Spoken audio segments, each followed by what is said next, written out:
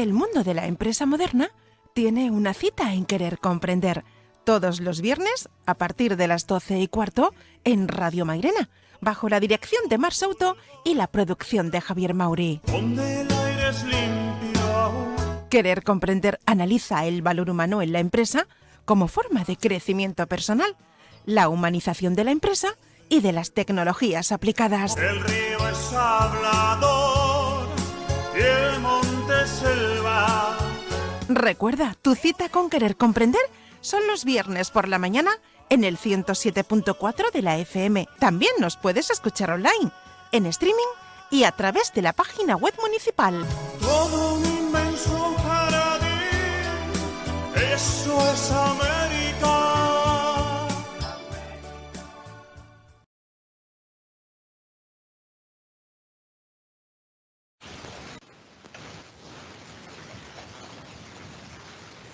Buenos días, queridos oyentes de Radio Mairena, la 107.4. Estamos un viernes más en el programa Querer Comprender, dirigido desde Madrid por Mar Souto Romero, que hoy también tiene que excusarse por sus obligaciones profesionales en la universidad. Y hoy tenemos un programa de los que a mí me gustan mucho porque la cultura es muy importante en nuestro tiempo. Y hoy contamos con la presencia de un autor que ya entrevistamos en la anterior temporada de Querer Comprender y que está en constante evolución y desarrollo personal. En su web, nuestro invitado de hoy se define con palabras basadas en experiencias vividas. Ese yo del pasado que aprende a entender y a aceptar día a día vivencias que marcaron su vida, experiencias y hechos necesarios para autoconocerse aún más. Bienvenido una vez más, querido compañero y amigo Raúl Segovia. ¿Qué tal? Buenos días, Javier. Muchísimas gracias por la invitación. Le mando desde aquí también un saludo a Mar, que sé que no ha podido estar, pero un afectuoso saludo para ella, que siempre es un placer contar con ella. Pues se lo transmitiremos con muchísimo gusto de tu parte, Raúl. ¿Qué dirías sobre ti en este octubre del 2020? ¿Quién es hoy en día Raúl Segovia? Eso es una buena pregunta, una pregunta muy complicada. A veces nos cuesta mucho, yo creo, definirnos. Yo siempre cuento la misma historia. Cuando estuve con mi productor musical, me recuerdo un ensayo, una de las clases que yo fui, y yo me senté allí y mi productor me dijo, Raúl, ¿tú quién eres? ¿No? Y yo me quedé con la pregunta de ¿cómo que quién soy? Pues Raúl dice, bueno, eso es como tú te llamas, pero si yo te preguntara tú quién eres, ¿tú qué me dirías? Entonces, esas preguntas son las que generan, yo creo, un punto de inflexión, si uno está preparado, para darse cuenta de, sobre todo, pues, qué es lo que le gusta, qué es lo que quiere hacer. Pero para mí, una de las cosas a la que yo pude después llegar como conclusión de quién soy, pues es asociar un poco a lo que somos con la búsqueda de nuestra felicidad. Y para mí, no sé si es exactamente la felicidad, pero sí está muy ligado con ella el progreso. Entonces, una de las cosas que realmente me gustan y creo que me definen un poco es la de tratar de progresar de manera constante. Yo creo que en todos los aspectos de nuestra vida, en progresar en el aspecto personal, emocional, familiar, profesional. Entonces, he intentado un poco descubrir que quizás por ahí estén vayan los tiros, aunque es muy difícil. La verdad que es difícil, o por lo menos para mí, en mi humilde opinión, es difícil definirse. La actual situación es una situación complicada, compleja. ¿Presenta a tu juicio oportunidades y de qué tipo?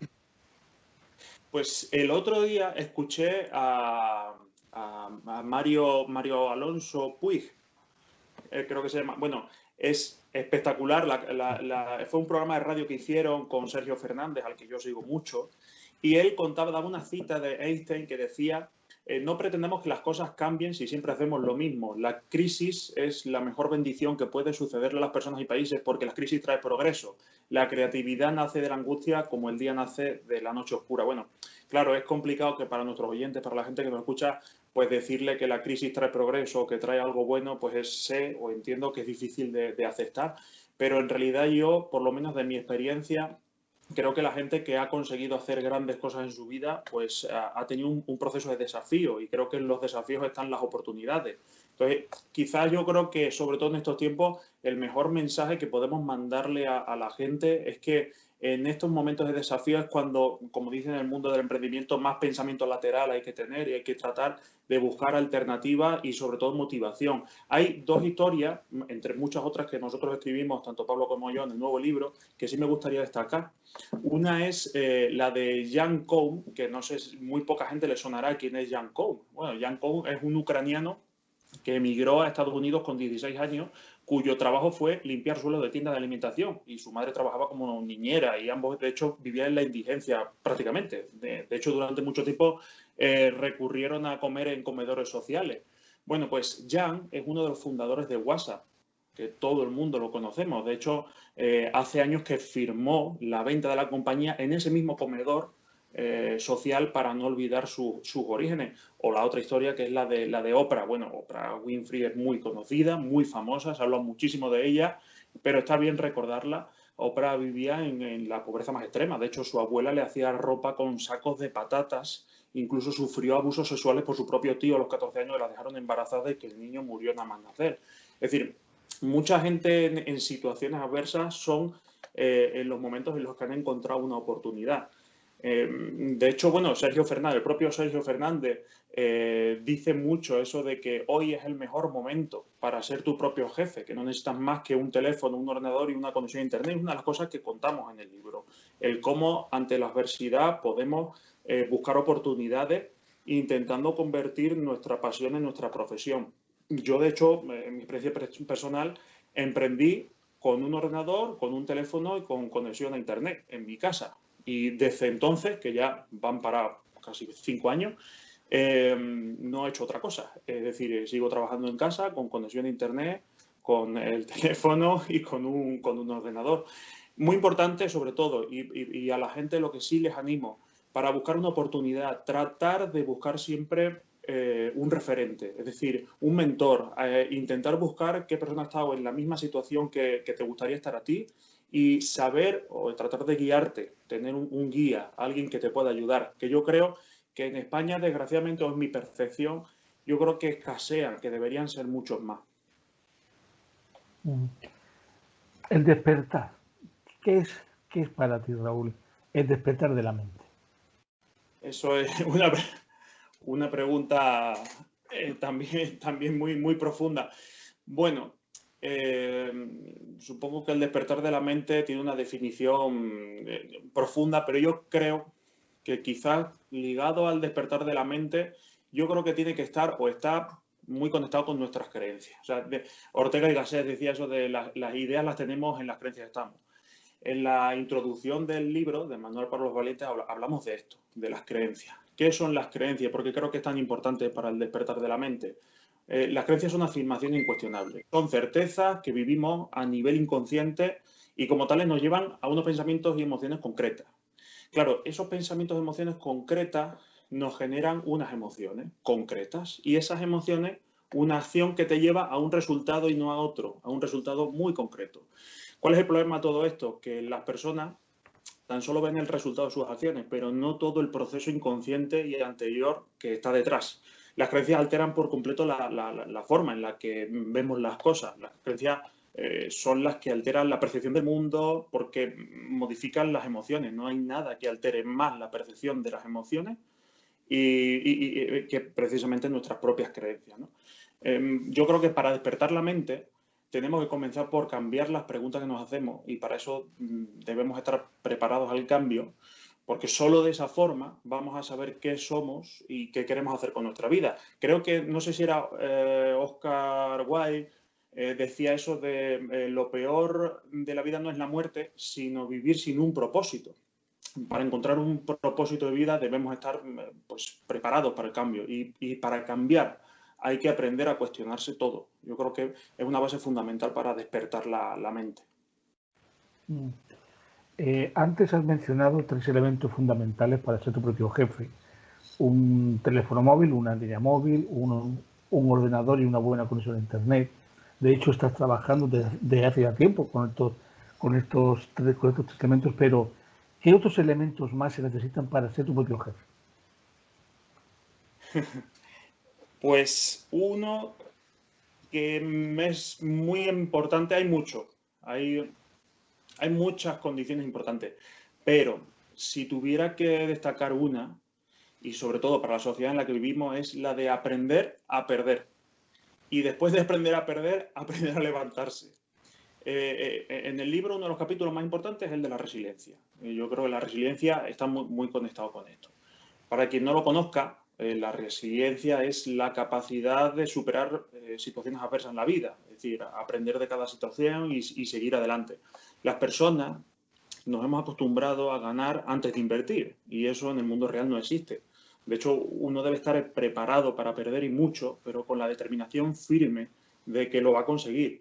Y para ello es fundamental vivir apasionado con lo que se hace, es decir, conocerse uno mismo, encontrar algo que realmente le apasione y saber que tienes que estar preparado para perder. Y yo creo que es el principal muro, el principal problema a la que la gente le impide emprender o creer en una idea, poder desarrollarla, el miedo al fracaso, ¿no? La motivación también yo creo que es fundamental. Pero aceptar en la vida unas veces se gana claro, y otras se pierde, o sea, es imprescindible. Y también tiene una buena manera de aprender también cada día a ser humilde. Yo creo que todo eso te ayuda mucho a la humildad. Yo creo que una de las cosas que a mí más me ha enseñado la pérdida, perder pues en los negocios, equivocarte en decisiones, es a ser humilde. Yo creo que eso es también un condicionante muy importante. Ahora que nadie nos está escuchando, Raúl, ¿tú dirías que nuestro país, en líneas generales, es un país humilde? ¿Somos gente humilde? Yo diría que sí, yo diría que en líneas generales sí. Yo creo que quizás lo importante que nosotros tenemos, considero que somos un país muy solidario, que nos ayudamos mucho, pero que a veces nos sentimos muy perdidos. Y yo creo que el principal problema a la hora de poder solucionar una dificultad no es mirar hacia afuera, sino buscar un poco por qué hemos llegado a una situación concreta. Somos muy de yo estoy mal, pero la culpa es de mi jefe, de mi pareja, de mis hijos, de mis amigos, del vecino. Yo creo que deberíamos de hacer también un poco de introspección en uno mismo y pensar pues por qué llegamos a determinadas situaciones y aceptar, que yo creo que es muy importante, el fracaso como parte de la vida. O sea, a veces lo único que queremos es solamente ganar y no queremos perder. Yo, de hecho, contaba mucho la historia esa de un chico, va patinando por el Parque del Retiro de Madrid, un chico americano, y de repente se cae. Lo primero que hace es mirarse, ver si se ha hecho algún daño, cuando se ha tropezado, si se ha hecho alguna herida. Eso lo hace un español y lo primero que mira alrededor a ver quién le ha visto a él, ¿no? Porque tenemos mucho miedo al fracaso. A veces no emprendemos porque nos da miedo pensar que somos un fracaso para los demás. Y también existe, a lo mejor, por otra parte, pues personas que, en cierto modo, quizás también quieren alegrarse porque no hacen nada con su vida. O sea, yo creo que eso también convierte las relaciones en relaciones muy tóxicas. Yo creo que emprender es como la vida misma y te enseña mucho el valor del fracaso. Una de las entrevistas que a mi compañero Pablo le hacían en una empresa en Estados Unidos era para un negocio, para un trabajo. Una de las cosas que le preguntaron es ¿de cuántos fracasos has aprendido tú? Madre mía, yo no conozco ninguna entrevista laboral en España que se le hayan planteado las mismas preguntas. Y yo creo que es fundamental aprender a fracasar y entender en qué nos equivocamos. Raúl, desde el 2018, que publicaste tu primer libro, Los tímidos pasos hacia el autoconocimiento, que lo tengo por aquí, ¿Sí? desde ese día, bueno, pues ha llovido muchísimo hasta hoy, ¿no? Esto ha cambiado muchísimo, ha dado una vuelta, hay una ruptura de equilibrios para generar equilibrios posteriores, más complejos, distintos. Vamos hacia algún sitio, pero a nivel personal, ¿qué cambios se han producido en ti desde el 2018 a hoy? No. Bueno, escribir el libro fue una experiencia, porque hasta yo mismo era el primero que decía, bueno, ya esto le va a valer a alguien. Yo creo que fíjate tú, la autocrítica primero que tú te haces, ¿no? La poca creencia que tienes en ti pensando, bueno, ¿le servirá esto a alguien? Yo creo que fue una experiencia porque me permitió conocer a gente que estaba en la misma situación que yo, en el mismo punto, y encima me di cuenta de que no solo yo podía ayudarles a ellos o simplemente servirles como referente, sino que ellos también me ayudaron mucho a mí. Entonces, como decía Cicerón, creo que era esto de si quieres aprender, enseña. Bueno, para mí fue mi manera de poder aprender y después de estos 2 años, pues sobre todo he podido progresar mucho más en mi vida personal, en mi vida profesional, sobre todo en mi vida profesional, de la que me siento muy, muy orgulloso. Sigo teniendo ese hambre por querer seguir, por querer aprender, por querer crecer, en definitiva, por lo que te decía, poder progresar cada día. Yo creo que la motivación ha sido un elemento fundamental en estos 2 años, porque me ha mantenido activo, aún a pesar de todo y aún a pesar de estar en esta situación, con todo lo que estamos viviendo. Tenemos todos los días, días de retroceso, momentos de introspección, es normal.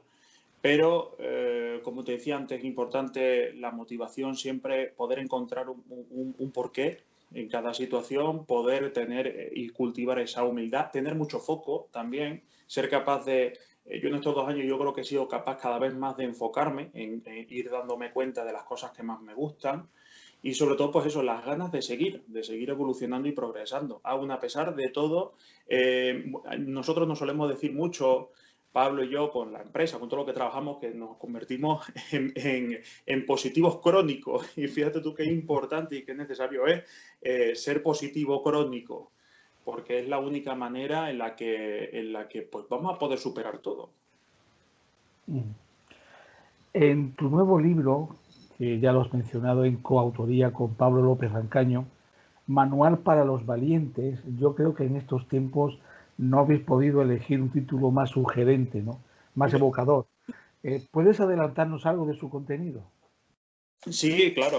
Pues este libro, a diferencia del primero que yo escribí, que era más centrado en el desarrollo personal, es un libro que hemos querido hacer basándonos principalmente en 2 pilares fundamentales. Por un lado, el desarrollo personal y por otro, ese aspecto que tanto amamos los dos, que es el emprendimiento, el mundo del emprendimiento. Los dos venimos de crear empresas por separado, pues él creó varias empresas, empezó con una empresa de relojes a nivel internacional, luego creó su propia empresa de viaje, ha viajado por todo el mundo, ha tenido un montón de experiencia, ha sido director de hotel en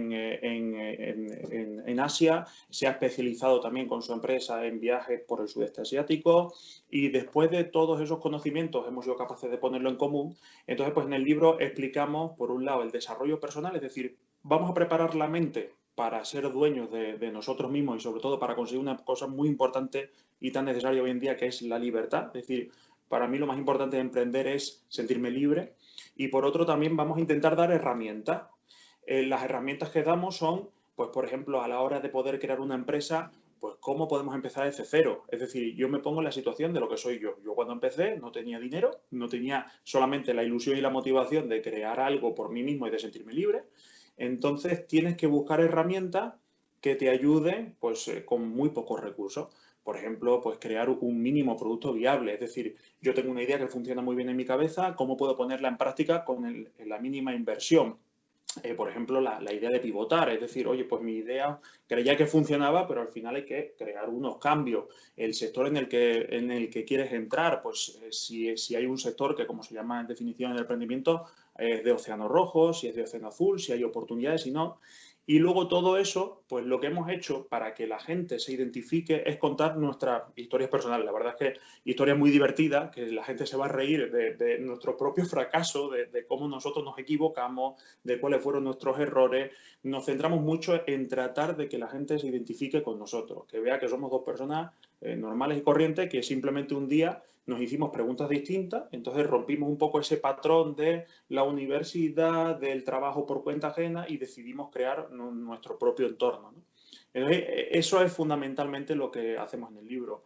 Desarrollo personal aplicado al mundo de la empresa y utilizando un poco las vivencias personales de cada uno. Has estado dando algunas pinceladas de las condiciones que tiene que reunir un emprendedor.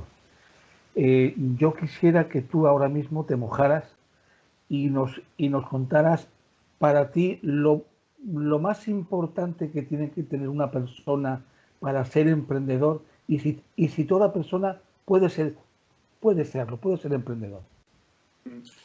Yo creo que sí. Yo me niego a aceptar que no tenemos cada uno un don que podamos desarrollar. Me niego.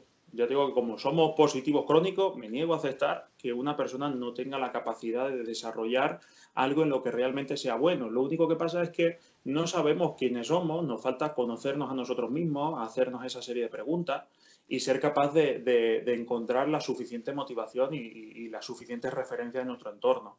Entonces, yo creo, a mí lo que siempre me faltó fue eso, esa necesidad de sentirme aceptado, porque muchas veces es lo que nos ocurre, y eso es lo que nos dificulta mucho a la hora de emprender. Para mí esa cualidad y estar preparado para perder, es que para mí es fundamental. Ser capaz de pensar que uno tiene que estar preparado, pero en la pérdida del buen sentido, la pérdida como aprendizaje, ¿no? O sea, no quiero que la gente se quede con la idea de que el fracaso es malo, todo lo contrario. Lo malo es cuando no te levantas, pero el fracaso es un aprendizaje muy bueno porque ayuda mucho a definir tu idea, ayuda mucho a mejorarla y ayuda mucho a seguir adelante. Yo creo que la gente necesita ese proceso previo de desarrollo personal, de saber qué es lo que le gusta y qué es lo que quiere. Lo que pasa es que, claro, la mente, como le dice Sergio Fernández mucho, que es una junkie del piloto automático, la mente no quiere gastar energía, la mente lo que quiere es hacer siempre lo mismo y por eso ahora, en estos periodos, yo tengo desgraciadamente pues a varios amigos con ERTE en una situación pues muy difícil, como mucha gente está pasando ahora, que lo que realmente le cuesta trabajo a su mente es reprogramarse y aceptar pues una realidad distinta. Claro, yo llevo años viviendo en esa realidad todos los días. Pero yo he convertido eso que para mucha gente era una zona que estaba fuera de la zona de confort en mi zona de confort. Es decir, mi zona de confort es el cambio constante, mientras que la zona de confort de mucha gente pues siempre ha sido esa estabilidad. Yo animo a la gente a que no tenga miedo.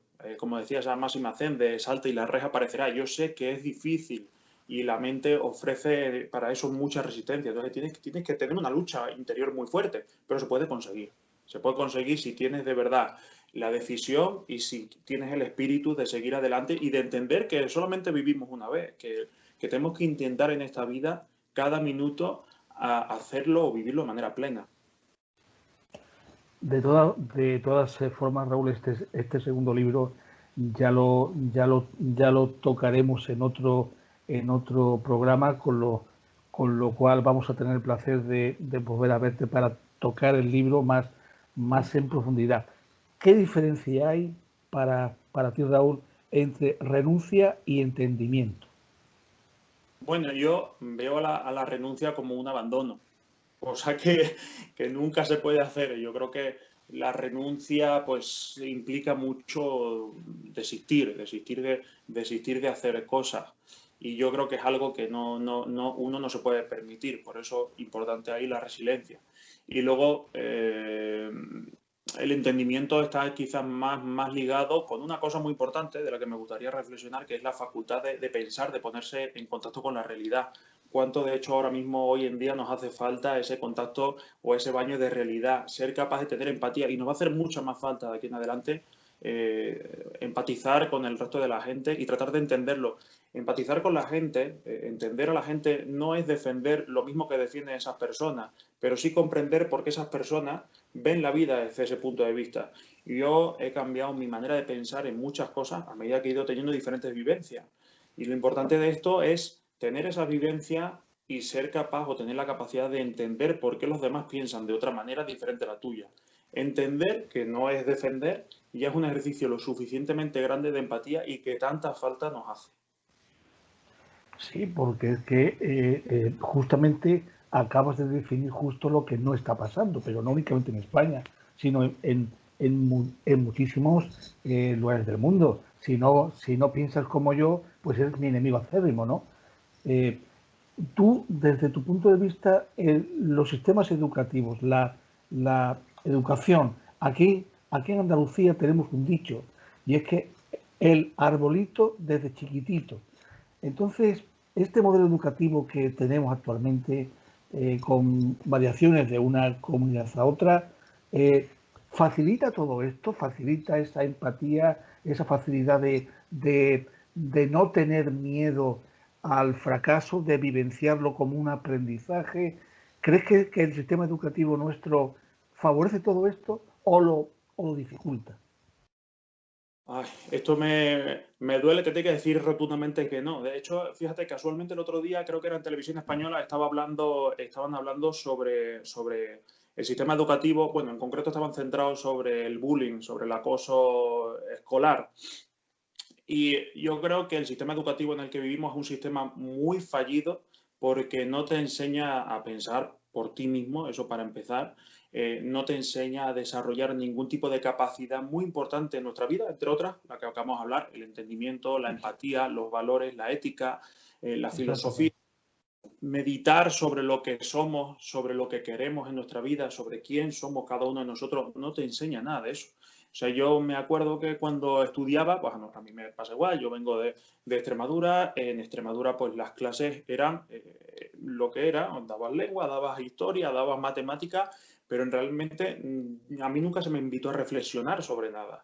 Hay un vídeo muy interesante que se llama, creo que se llama Pequeño, que habla de un niño que nunca quiere ser mayor, ¿no? y que prefiere quedarse con la reflexión. Yo creo que la reflexión es muy importante y es algo que no se trabaja y que no se cultiva. Y al final, pues lo que hacemos son robots, son personas que tienen una incapacidad brutal de pensar por sí mismos, pero claro, ya hilando un poco, yo creo que esto ya es un poco de mi cosecha, de opinión mía, creo que todo eso es intencionado, o sea, que realmente se buscan grandes masas sociales que tengan incapacidad de pensar sobre sí mismos y que utilicen o sean utilizados por lenguajes muy maniqueos, muy sencillos, del bueno y el malo, para tratar de vivir con un propósito. Yo creo que encima, cuando impedimos a la gente vivir con propósito y les ponemos delante quién es el bueno y quién es el malo, pues la gente fácilmente se mueve sobre eso. Y luego aparte hay una cosa muy, muy, muy importante, que es la lucha que tenemos todos, cada uno de nosotros, entre la razón y la emoción. Yo creo que tratamos de buscar en nuestra vida un equilibrio entre ambas cosas, pero si nos damos cuenta hoy, con todo lo que ocurre a nivel político y social, nos pueden más las emociones que la propia lógica o la razón que esté detrás. Y muchas veces no hay ninguna. Y todo eso, si no se cultiva desde que se va a clase, desde que somos pequeños, desde que se va al colegio, pues luego al final pervierte mucho a las personas en la edad adulta. Yo te quería preguntar ahora, Raúl, sé que eres una persona optimista, positivo, tremendamente positivo. En líneas generales, por tu quehacer diario, ¿hacia dónde vamos actualmente? Creo que vamos a una situación complicada. En líneas generales vamos a una situación complicada. Creo que hay que tener esperanza siempre en el cambio, y también es verdad que por otro lado hay mucha gente que está tratando de cambiar, está tratando también de darse cuenta de a dónde le lleva su realidad. Tenemos una situación en la que ahora mismo pues podemos definirnos para los próximos años, durante mucho tiempo. Depende de las decisiones que seamos capaces de tomar ahora. Y yo creo que estamos en un momento muy trascendental de nuestra vida, y no sé si de la historia de la humanidad, pero probablemente uno de ellos, en el que nos toca definirnos y pensar hacia dónde queremos ir. Y yo creo que hoy día sí que hay mucha gente que está intentando buscarse a sí misma, pero sí que hay mucha gente que incluso hasta tiene miedo de ser capaz de definirse, de ser capaz de buscar motivación. Entonces yo veo el futuro complicado en líneas generales, pero siempre tenemos que tener la esperanza de poder cambiar y de mejorar, y siempre pensar que estamos a tiempo de cambiar muchas cosas en nuestra vida. Espero que sea así.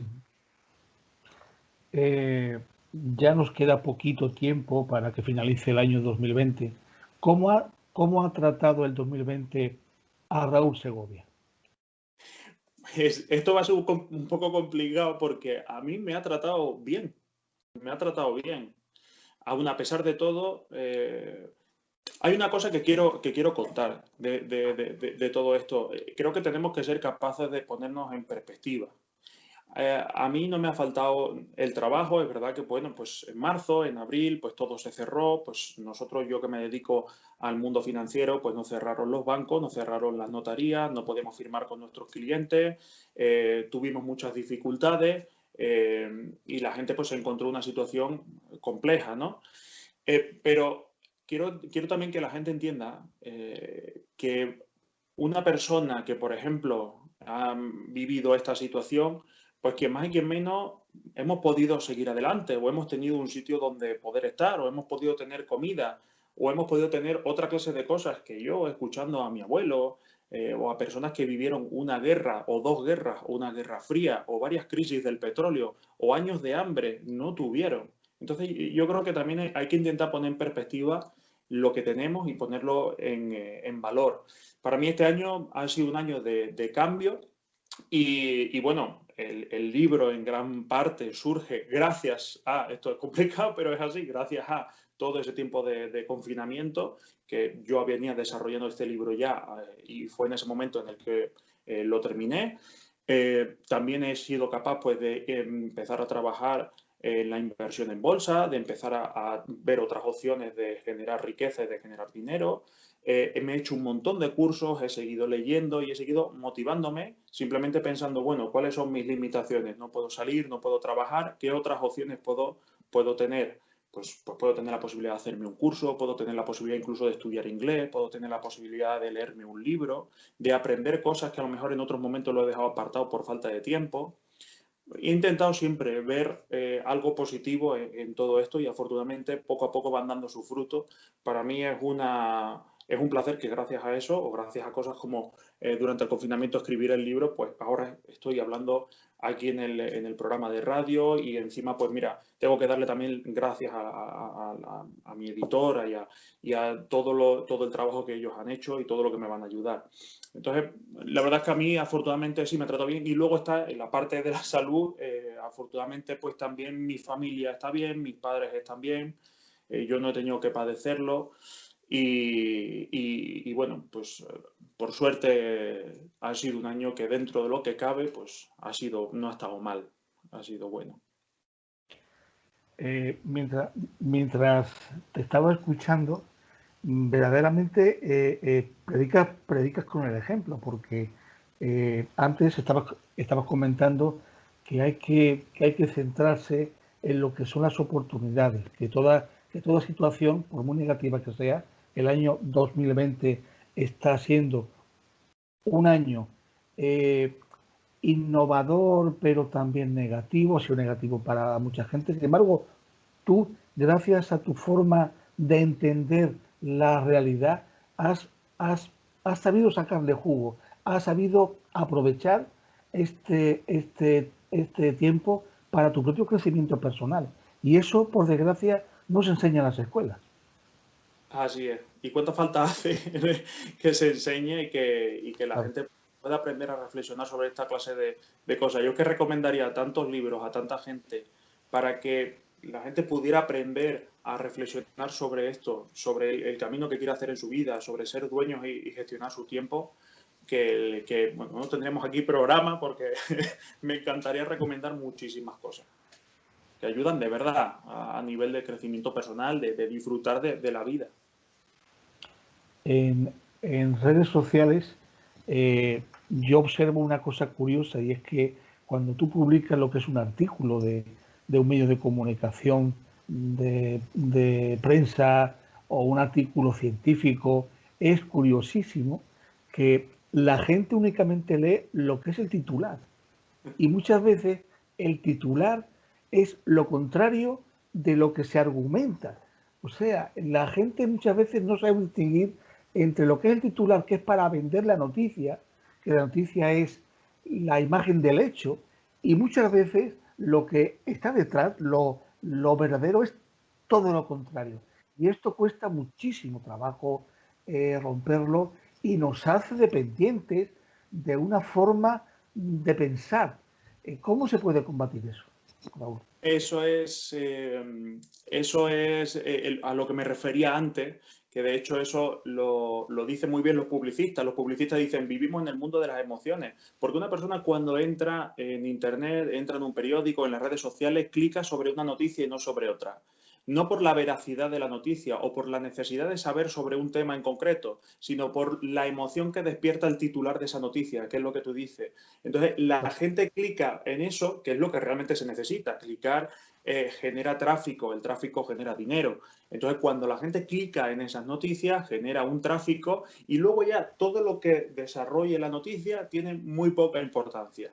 Y te das cuenta de que en realidad acabas perdiendo una ingente cantidad de tiempo en cosas que o no te interesan o no las necesitas, o como bien dice, el titular dice una cosa y el contenido es justo lo contrario o no tiene nada que ver. Es totalmente cierto. Es muy importante, muy importante. Una de las cosas que más he aprendido, gestionar las emociones, buscar un equilibrio entre la razón y la emoción para ser capaz de vivir a todos los niveles, a nivel profesional, a nivel personal, a nivel de pareja. Cuando somos dueños de la razón solamente y de la lógica, nos convertimos en seres asépticos. Pero si somos dueños o estamos encarcelados o somos esclavos de las emociones, somos seres temperamentales que actuamos por estímulo. Y no podemos actuar por el estímulo, tenemos que buscar un equilibrio y tratar de razonar cada una de las decisiones que tomamos. Porque si no, la pérdida luego es mucho más fuerte. Yo siempre le pongo el ejemplo a la gente de cuando una persona se enamora, porque creo que es lo más común. Entonces le digo, ¿cómo te sientes tú cuando estás locamente enamorado o enamorada de una persona? O sea, eres dueño de esa emoción. O sea, la emoción te posee con tal fuerza que no eres capaz de pensar con ningún tipo de lógica y acabas haciendo cosas de las que luego te arrepientes. Entonces, yo creo que es muy importante gestionar ese equilibrio entre la razón y la emoción a todos los niveles. Ser capaz de, cuando tú emprendas, no te enamores, porque eso lo dicen mucha gente que se dedica al mundo del emprendimiento, no te enamores de una idea, no la defiendas, trata de pivotar. Si no sale esa idea de esa manera, la cierras y buscas otra fórmula o la vas variando. Cuando te ocurre con una persona igual, no te enamores locamente, trata de conocer a la persona tal como es. Cuando hablas con un amigo, cuando vas a un trabajo, trata de buscar ese equilibrio. Yo creo que es lo más importante en nuestra vida, porque lo que sí me parece peligroso es la tendencia a esa vivencia que estamos experimentando, que solamente reaccionamos ante estímulos. Hay estímulos y reaccionamos ante ellos, pero no hay una base sosegada de reflexión para tomar una decisión. Háblanos de los proyectos de Raúl Segovia. Cuéntanos. Pues como no sé parar, aparte del libro, de todo lo que tenemos ahora mismo con el proyecto del libro, que todo se ha retrasado, pues desgraciadamente, pero que esperamos que pronto podamos hacer las presentaciones. Estamos ahora mismo ya pensando en el siguiente libro, que nos queremos enfocar mucho más en el tema de la inversión, de la creación de empresas. Luego, aparte de esto, pues tenemos varios proyectos de inversión inmobiliaria, trabajando con fondos de inversión, con personas que están interesadas en comprar productos inmobiliarios. También desarrollándonos con el tema de la financiación, pues yo sigo trabajando con la financiera. Luego tenemos también varios proyectos que son muy interesantes a raíz del libro, porque a nosotros, como nos gusta mucho, sobre todo a mí me gusta mucho, no la docencia, pero sí me siento muy feliz de poder ayudar a la gente a motivarse, a que la gente se convierta en un referente para poder ser emprendedores, para hacer lo mismo que nosotros, para que ellos puedan disfrutar de eso. Y estamos viendo maneras a lo mejor de crear cursos o conferencias, algún tipo de trabajo en ese campo, en el campo a lo mejor de la docencia, o tratar de hacer algún tipo de curso, algún tipo de máster que pueda ayudar a gente que quiera emprender. Yo creo que son los proyectos más importantes que ahora mismo estoy trabajando en ello y que junto con Pablo también queremos empezar a desarrollar. Y bueno, uno de ellos muy ambicioso, que ya puedo dar la noticia, nos hemos convertido en propietarios, además que me parece un proyecto increíble y agradecemos mucho a esta empresa que nos lo haya podido brindar, que son un proyecto que ellos han diseñado en una isla en Indonesia para emprendedores, donde hay una isla que se va a construir ahí 300 viviendas para 300 emprendedores para crear eventos, todos relacionados con el mundo del emprendimiento. Yo creo que eso es algo fundamental que va a ayudar mucho a poder tener ideas, a generar pues esas capacidades de desarrollo, de emprendimiento y de creación de empresas. Oye, Raúl, sí, ahora que has comentado eso, ¿qué diferencia hay entre España y otros países en la forma de cuidar y de proteger el emprendimiento empresarial? ¿Qué diferencias hay? Bueno, a mí hay una entrevista que yo recomiendo mucho, que es se lo hizo Pablo Motos a Antonio Banderas, paisano vuestro, andaluz. Y él, wow, a mí eso sí me dejó alucinado esa entrevista porque tenía tanta razón. Decía que un día estaba en una fiesta, hace ya muchos años, y entonces se encontró a una persona que le dijo, ¿tú sabes quién soy yo? Y le dijo, dice, no, dice, ¿eres un actor? Dice, no, soy el dueño de Uber. No sabía qué empresa era, no la conocía. Al otro día vio la cotización en bolsa y se dio cuenta de la cantidad de dinero que valía. Entonces, este hombre le dijo, yo cuando monté Uber ya debía mucho dinero a mucha gente. Debía muchísimo dinero a mucha gente, estaba arruinado. Y aún así siguió luchando y peleando por creer en una idea de lo que se ha convertido ahora mismo pues, en una empresa mundial impresionante. Antonio Banderas decía que hubo una encuesta que se hizo, esta vez hablando de Andalucía, claro, pero bueno, se puede aplicar a Extremadura, a muchos otros sitios igual. Hubo una encuesta en la que se les hicieron a los estudiantes en las universidades que era qué querían ser de mayor cuando terminaran la carrera, y el 75% dijo que quería ser funcionario. Esa misma encuesta se hizo en Estados Unidos y el 75% según ellos decían que querían ser emprendedores.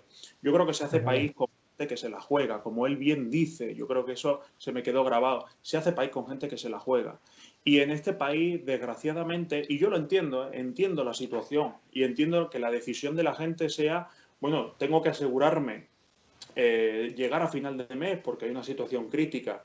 Entiendo la situación, por un lado, porque es los referentes que tienen en su entorno, y lo segundo, porque tampoco han conocido o no le han enseñado la posibilidad de creer en sí mismo y de poder desarrollar una idea. Y es verdad que luego, por parte de la administración, cada vez que creas un negocio nuevo, que quieres ser emprendedor, sí que es verdad que hay muchas dificultades, muchísimas dificultades. Por ejemplo, países como Estonia puedes crear una empresa tecnológica en 10 minutos y no tiene impuestos. En los países asiáticos no entienden eso de qué es el IVA, no lo comprenden.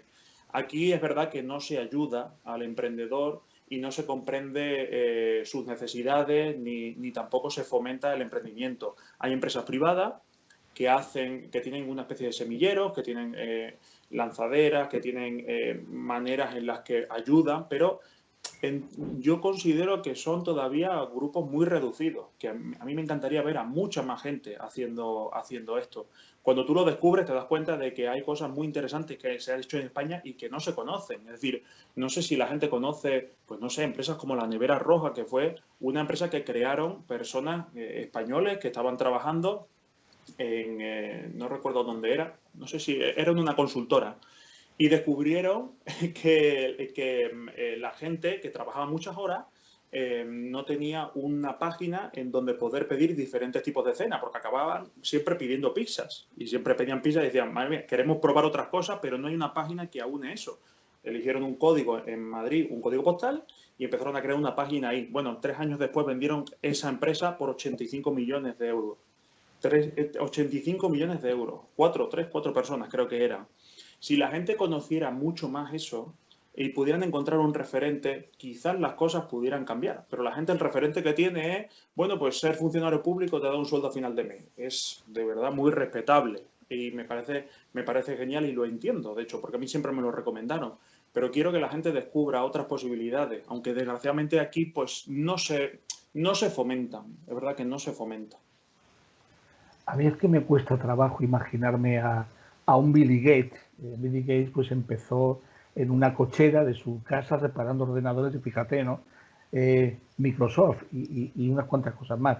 Yo es que aquí, por lo menos en lo que es Andalucía, yo no me imagino así, gente que sea capaz de crecer de esa manera, principalmente por el coste económico, pero también por el coste burocrático. Tenemos una burocracia tremenda que nos entorpece y que hay que alimentar, cosa que no pasa en otros países, y has mencionado para mí el país ideal en este sentido y en otros muchos como es Estonia. Es que tú te vas, por ejemplo, a zonas de Guadalajara, la España vaciada, ¿no?